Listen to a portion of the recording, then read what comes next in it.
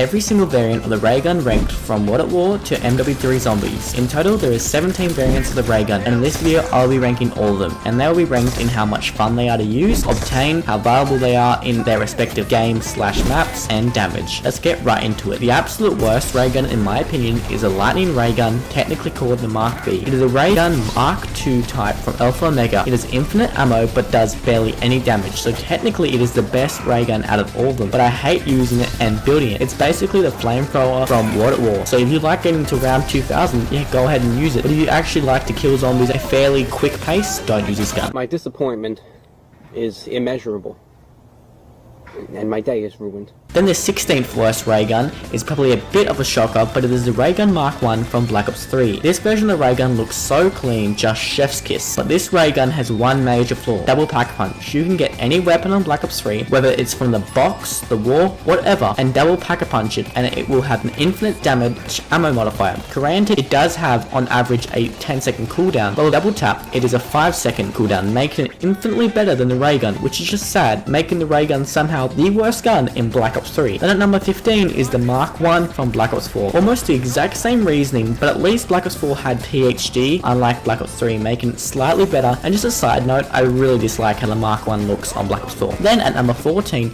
is the Mark I from World at War.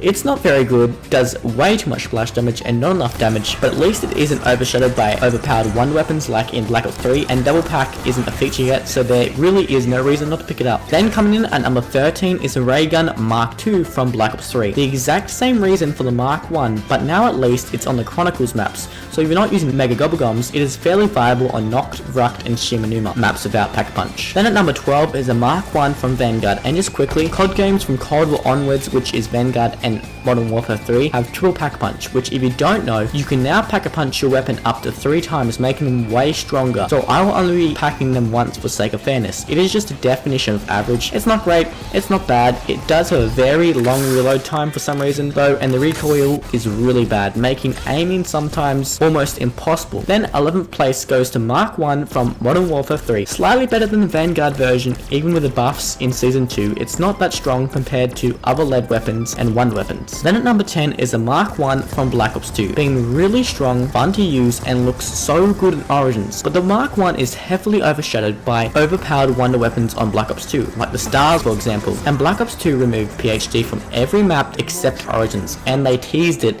on Mobile Dead, which is such a kick in the balls. Then at 9th is the RayGun Mark II from Black Ops 4, fairly higher than the Black Ops 3 version for a couple of reasons. Now the first reason it's better than the Black Ops 3 version is because it does a lot more damage, and it will easily get you to about round 50, maybe the mid 50s if you get lucky with max ammos. And also on Black Ops 4, the Mark II isn't overly shadowed by overpowered wonder weapons, so it is a lot more viable as a second weapon unlike Black Ops 3, and that's why it's a lot higher than the BO3 version. Then at 8 is the original Mark II from Black Ops 2. It is very strong, and the fact that you take no splash damage from the Mark II is super cool, and I am a fan of burst weapons, so yeah, it belongs at number 8. Just quickly, if you're enjoying this video, consider subscribing and hitting that like button, it really helps. Then at 7th place is the Mark I from Black Ops 1, for one reason: PhD. It is a fairly strong version of the RayGun Mark I.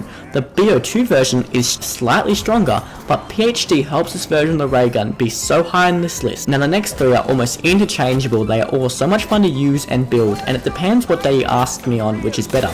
So at 6th is the RayGun Mark Z, or as I call it, the Shotgun RayGun. It basically acts as a shotgun merge of a RayGun, so much fun to use and looks awesome. Then at 5th is the Mark Y, which is basically a grenade launcher if it shot RayGun projectiles. Love using it. Then at 4th is a Mark X, which is pretty good unpapped, just being a fully automatic RayGun spewing out electricity. But once papped, it becomes a Kimbo, which makes it so viable for run and gun play style, which I really like on Alpha Omega. Now the best thing about all these types of RayGuns being the X, Y, and Z, I'm just going to pretend the Mark V doesn't exist, I'm just going to try to block it out of my memory, is because every single one suits a different style of play. The Shotgun RayGun is best for camping, The grenade launcher ray gun is best for training, and the akimbo ray gun is the best for run and gun style. So if you prefer camping, you can use a shotgun. If you prefer training, you can use the grenade launcher. If you prefer run and gun like myself, you're probably going to use a akimbo, which just gives Alpha Omega so much more replayability. Then the bronze medalist is Mark III from Groby. It is obtained from the mystery box. You get 2 for the price of 1. You get a regular ray gun on the left and a black hole creating ray gun on the right, which is just so unique. It will easily get you to the 70s/low 80s, and that's the only reason it isn't high on this list. Then the silver medalist goes to the RayGun Mark I from Cold War. Not including double entry pack, this ray gun packed with Ring of Fire will easily carry you to the high rounds without breaking a sweat. Best looking version of the ray gun without a doubt in my mind. And the gold medalist, also from the same game as second place, is the Ray K from Cold War Zombies, more specifically 5AC. This version of the ray gun is an AK and a ray gun combined together to make the beautiful beast.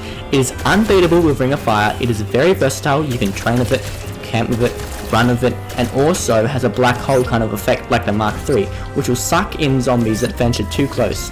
But if you want the evolution of every variant of the ray gun, check out this video and let me know what your favorite version of the ray gun is down in the comments below.